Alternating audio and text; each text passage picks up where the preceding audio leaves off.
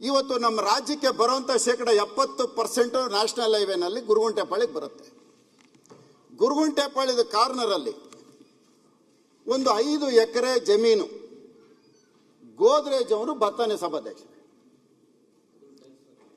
ಅದು ಒಂದು industrial factory ಕೊಟ್ಟಾಗ ನಾನೊಂದು ಪತ್ರ ಬರೀತೇನೆ. ಈ ಕಡೆ ಡಿಫೆನ್ಸ್ ಲ್ಯಾಂಡ್ ಇದೆ, ಈ ಕಡೆ ನಮಗೆ ಅಂಡರ್ ಪಾಸಿಂಗ್ ಜಾಗ ಇದೆ, ಫೇಸ್ 3 ಮೆಟ್ರೋ ಬರ್ತಾ ಇದೆ, ಹಾಗಾಗಿ ಇದನ್ನು ಪ್ಲಾನ್ ಸ್ಯಾಂಕ್ಷನ್ ಕೊಡಬೇಡಿ, ನಮ್ಮ ಎಲ್ಲ ಡ್ರಾಯಿಂಗ್ಗಳನ್ನ ಚೆಕ್ ಮಾಡಿ, ನಮಗೆಲ್ಲೂ ತೊಂದರೆ ಇಲ್ಲ ಅಂದರೆ ನೀವು ಪ್ಲಾನ್ ಸ್ಯಾಂಕ್ಷನ್ ಮಾಡಿ ಅಂತ ಕೊಡ್ತೇನೆ. ಆದರೂ ಸಹ ನನ್ನ ಲೆಟರ್ನ ನಾನು ನೇರವಾಗಿ ಉಪಮುಖ್ಯಮಂತ್ರಿಗಳಿಗೆ ಬರೆದಿದ್ದೀನಿ, ಆಯುಕ್ತರಿಗೆ ಬರೆದಿದ್ದೀನಿ, ಮುಖ್ಯ ಆಯುಕ್ತರಿಗೂ ಬರೆದಿದ್ದೀನಿ. ಆದರೆ ನನ್ನ ಲೆಟ್ರ್ ಎಲ್ಲೋಯ್ತೋ ಗೊತ್ತಿಲ್ಲ ಸಭಾಧ್ಯಕ್ಷ. ನೋಡಿದ್ರೆ ಪ್ಲಾನೇ ಸ್ಯಾಂಕ್ಷನ್ ಆಗ್ಬಿಟ್ಟಿದೆ. ಮೊನ್ನೆ ಕರ್ಕೊಂಡೋದೆ ಮೆಟ್ರೋ ಅವ್ರನ್ನ, ಬಂದ್ರಪ್ಪ ನಮ್ಮ ರಾಜರಾಜೇಶ್ವರಿ ವಿಧಾನಸಭಾ ಪಕ್ಷದಲ್ಲಿ ಎಷ್ಟು ಸ್ಟೇಷನ್ ನೋಡ್ಬೇಕು ನಾನು ಅಂತ. ಯಾತಕ್ಕೆ ನಾನು ಅದನ್ನು ಮಾಡಿದೆ ಅಂದರೆ, ಅಂದಿನ ಮುಖ್ಯಮಂತ್ರಿ ಬಸವರಾಜ ಬೊಮ್ಮಾಯಿ ಅವರ ಅವಧಿನಲ್ಲಿ ಫೇಸ್ 3 ಮೆಟ್ರೋ ಸ್ಯಾಂಕ್ಷನ್ ಆಗಿತ್ತು. ತಮ್ಮ ಗಮನಕ್ಕಿರಲಿ. ಆ ಮೆಟ್ರೋ ಫೇಸ್ 3ನಲ್ಲಿ ಈ ಜಾಗನೂ ಸಹ ಸ್ಟೇಷನ್ಗೆ ಮಾರ್ಕ್ ಆಗಿದೆ. ನಾನೇನು ಗೋದ್ರೇಜ್ ಅಂತ ಹೇಳ್ತಾ ಇದ್ದೀನಿ ಅಲ್ಲಿ. ಇವತ್ತು ಗೋದ್ರೇಜ್ ಪ್ರಾಪರ್ಟಿ ಅಕ್ವಿಜೇಷನ್ ಮಾಡೋಕ್ಕಾಗಲ್ಲ, ಬಿಲ್ಡಿಂಗ್ ಬಂತು, ಈಗ ಅವನು ಕಟ್ತಾ ಇದ್ದಾನೆ. ಸುಪ್ರೀಂ ಕೋರ್ಟ್ ಆರ್ಡರ್ ಇದು, ಆದರೂ ಉಲ್ಲಂಘನೆ ಆಯಿತು. ನಾನು ಬರೆದಿರೋ ಪತ್ರ ಡಸ್ಟ್ಬಿನ್ಗೆ ಹೋಯ್ತು ಅಂದರೆ ಗೋದ್ರೇಜ್ ಒಂದು ಮೇಲ್ಗೈ ಸಾಧಿಸ್ತಾ. ಅಂದರೆ ಅಲ್ಲಿ ಭ್ರಷ್ಟಾಚಾರ ನಡೆದಿಲ್ಲ ಸಭಾಧ್ಯಕ್ಷರೇ. ಆಮೇಲೆ ಸಾಕ್ಷಿ ಕೇಳಿದ್ರಲ್ಲ, ಅದಕ್ಕೆ ನಾನು ಹೇಳ್ತಾರೆ ಭ್ರಷ್ಟಾಚಾರ ನಡೆದಿಲ್ಲ. ಭ್ರಷ್ಟಾಚಾರ ನಡೀದೇನೆ. ಸುಪ್ರೀಂ ಕೋರ್ಟ್ ಆದೇಶ ಉಲ್ಲಂಘನೆ, ಮೆಟ್ರೋ ಸ್ಟೇಷನ್ ಇವಾಗ ಜಾಗ ಇಲ್ಲ, ಎಲ್ಲ ಆಗೋಯ್ತು. ಇದು ಬಿಡಿ ಸಭಾಧ್ಯಕ್ಷರೇ, ಇದು ಮಾನ್ಯ ಮುಖ್ಯಮಂತ್ರಿಗಳಿದ್ದಾರೆ, ಅವರು ತೀರ್ಮಾನ ಕೊಡಲಿ. ಇದಾದಮೇಲೆ ಬೆಳಗಾಂ ಅಧಿವೇಶನ ಸಭಾಧ್ಯಕ್ಷರೇ, ಬೆಳಗಾಂ ಅಧಿವೇಶನದಲ್ಲಿ 1 ಎಕರೆ 36 ಗುಂಟೆ ಜಮೀನಿರುತ್ತೆ. ಒಂದು ಸರ್ಕಾರದ ಸ್ಥಳ. ಲೀಸಿಗೆ ಅವನು ಅಪ್ರೋಚ್ ಮಾಡ್ತಾನೆ. ಲೀಸಿಗೆ ಕೇಳಿದಾಗ ಲೀಸು ಕೊಡಲ್ಲ ಅಂತ ಹೇಳ್ತಾರೆ. ನನಗೆ ಹೌಸಲ್ಲಿ ಉತ್ತರ ಕೊಟ್ಟರೆ ಸಭಾಧ್ಯಕ್ಷರೇ, ಇದು ನಾನೇನು ಬೇರೆದು ಯಾವುದು ಹೇಳ್ತಾ ಇಲ್ಲ. ಇದರಲ್ಲಿ ಏನು ಹೇಳ್ತಾರೆ, ಆವತ್ತಿನ ರಾಮಲಿಂಗಾರೆಡ್ಡಿ ಮುಜರಾಯಿ ಅವ್ರು ಹೇಳಿರೋದು ದಾಖಲೆ ಇದು.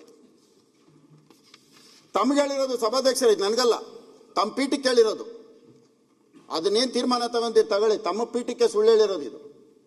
ಯಾಕಂದರೆ ಭ್ರಷ್ಟಾಚಾರ ನಡೆದಿಲ್ಲ. ಮಾನ್ಯ ಅಧ್ಯಕ್ಷರೇ, ಇದು ಮುಜರಾಯಿ ದೇವಸ್ಥಾನದ ಮುಜರಾಯಿ ಇಲಾಖೆಗೆ ಸಲ್ಲುತ್ತದೆ ಹೊರತು ಬೇರೆ ಯಾವುದಕ್ಕೂ ಕೊಡುವುದಿಲ್ಲ, ನಾವು ತೆಗೆದುಕೊಳ್ಳುತ್ತೇವೆ. ಇದು ತಮಗೆ ಹೇಳಿರೋದು, ಸಭಾಧ್ಯಕ್ಷರಂತ ಹೇಳಿರೋದು ಇದು ದಾಖಲೆ. ಇದು ಆಗಿದ್ದ ತಕ್ಷಣ ಇದನ್ನ ಲೀಸಿಗೆ ಕೊಡ್ತಾರೆ. ಲೀಸಿಗೆ ಕೊಡೋಕೆ ಮುಂಚಿತವಾಗಿ ಇದೇ ವ್ಯಕ್ತಿ ಹಿಂದೆ ಲೀಸಿಗೆ ತಗೊಂಡು ಬಾಡಿಗೆ ಕೊಟ್ಟಿಲ್ಲ ಅಂತೇಳಿ DC ಅದನ್ನು ಮುಟ್ಗೋಲು ಹಾಕೋಬೇಕು ಅಂತಾರೆ.